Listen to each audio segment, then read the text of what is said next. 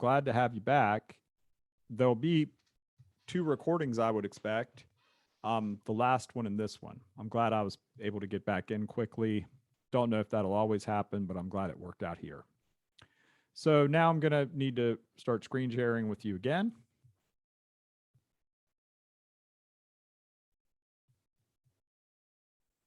And I don't immediately see what I want to screen share. And I have a feeling this will all work out, but I have a feeling that the issue with it is the stuff I was going to screen share disappeared and has to be reconnected.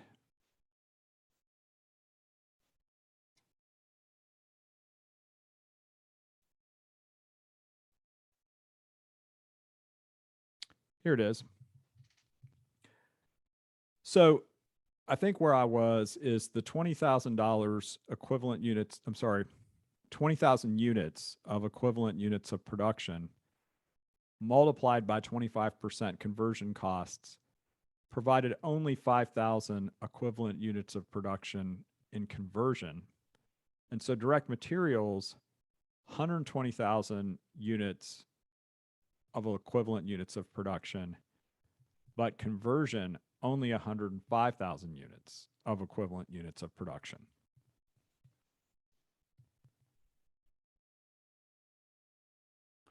And now we're going to try to compute the cost per equivalent unit of production. So the top is hard costs. These are, this is a production report we would have gotten from the roasting department. And it shows there was $81,000 in direct materials, $108,900 in conversion cost, total of $189,900. That was just in the beginning work in process. We added to it these direct materials and this conversion cost of this period.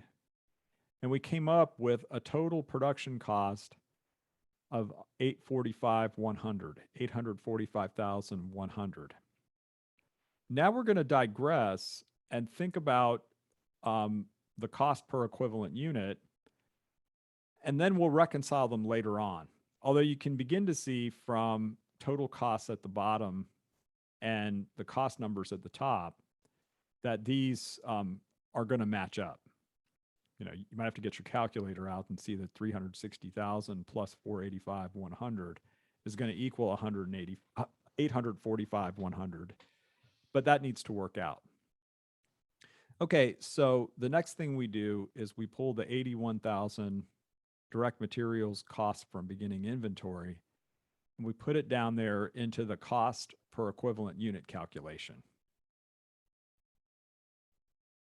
And then we put the direct materials from the cost added during the period into the calculation. That's, if we're looking at rows at the top, it's row 1, direct materials, plus row 3, direct materials. We bring that down, and we have total costs of $360,000. Then we do the same thing with the conversion costs. We bring down $108,900.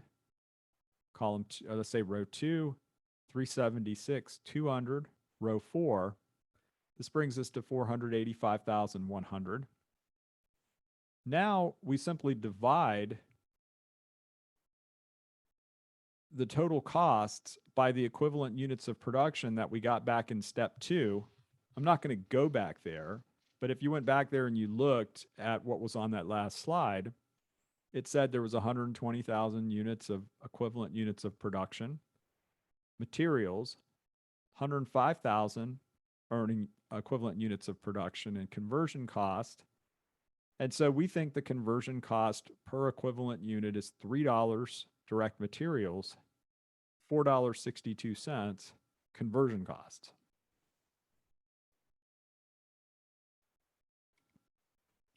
So here's that slide that reconciles the costs. So I think, let me go back and take a look. I think the last one was costs to account for. And this time we're going to show that that 845 back here that we saw from the production department is what we actually assigned and reconciled. So we're in balance.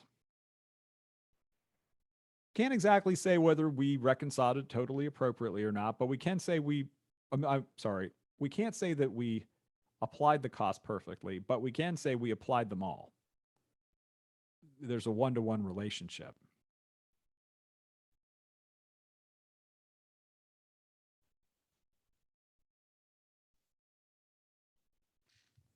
So what we can do with this information that we have is we can control costs. And that's one of the things I talked about. When I said earlier that one thing we can do with this is see if our production was efficient. We can compare this month's costs to prior month's costs and see if we're staying in line. We can evaluate performance. I'll just tell you a random story. I can't remember if I told you this before, and I can make this story long because, you know, it was astonishing to me when it happened. And I guess, I don't know if it like left an impression on me or something or not, but you know, anyway, I can go on with it. But I was working at a Kmart store, and in the 1980s, it was a very sexist time. And so it was a time where you could have old, feeble men who, because they were men, you know, maybe even using wheelchairs and canes and stuff like that, were expected to be like involved in lifting and carrying things around. Meanwhile, you could have a female bodybuilder winning competitions, and she wasn't permitted to, you know, carry and haul around merchandise that we had. So a weird day happened at my Kmart store around this time of year. You know, I can't even remember exactly what year that was, and I don't know what calendar came out that year, but it might have been right around the same day. Heading up to Thanksgiving, Christmas is right around the corner, and the store decides to put a large sale on TVs. At that time, and God knows things have changed since then, but at that time, the standard TV was a 19-inch colored television set that certainly was not flat screen. So it was a big, heavy thing that was 19 inches, you know, screen. Since only men were allowed to carry these, a weird thing happened, which could happen. It could happen with males or females. It just, you know, some days go like that. We didn't have a lot of males on the schedule that day. I don't know if they'd asked off. I don't know if they called in sick or whatever it was, but there was a very small number of males. So what happened was all these customers wanted TVs because they were advertised, and we had to bring them all out. And we couldn't bring them out fast enough with the few men that were there. So what some wise guy decided to do in the back was create an assembly line. I use that term lightly, where men would stand about 5 feet apart from each other and hurl the TVs to each other. So, you know, you take this TV that probably weighed 30 pounds and was very fragile. He'd pick it up and throw it to the next guy. And then he'd pick it up and throw it to the next guy. And he'd pick it up and throw it to the person that put it on the cart. And then they'd take it out and deliver it. Well, you might guess that a lot of items got damaged that day.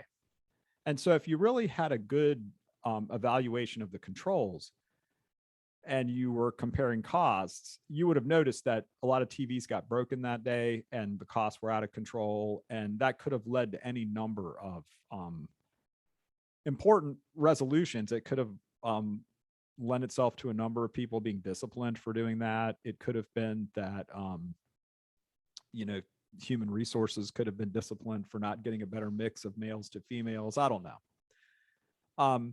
But that's the kind of thing you would do with evaluating your costs and whether a performance was efficient.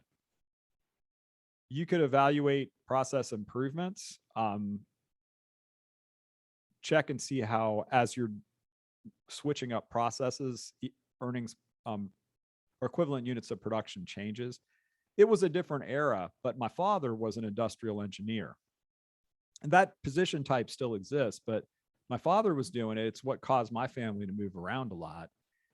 he was doing it in an era where he was trying to save steel and plastics plants. So, you know, they were all over the place. They were in West Virginia, Maryland, Pennsylvania.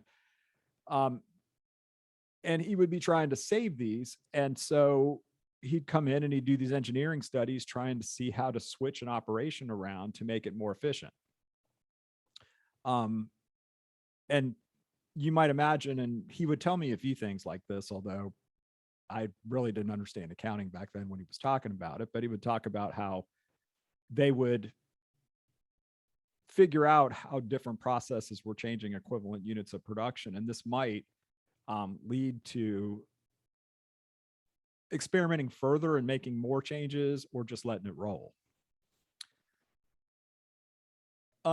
Last note is that some of these things actually go to financial statements. So we're going to have to prepare cost of goods sold and ending inventory and put them on the balance sheet and an income statement.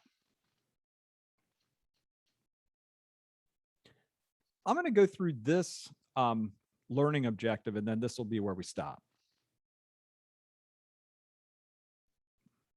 So here's a process costing report. At the top of it, you see we're doing that reconciling thing where we've got the total units to account for of 120,000. We're trying to make sure it agrees to total units accounted for. The amount we have to account for is the amount we do account for. Otherwise, we're not picking up everything. And then it's really almost a reprint from what we already did of the equivalent units of production. We've just put them on a process costing report.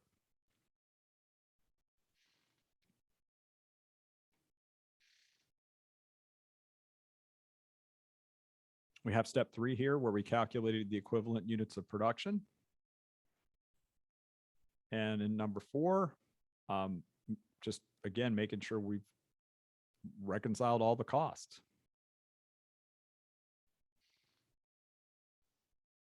All right, I told you that's where I was going to stop. So it is. We're about 15 minutes shy of normal ending time, but I told you we would break off a little bit early.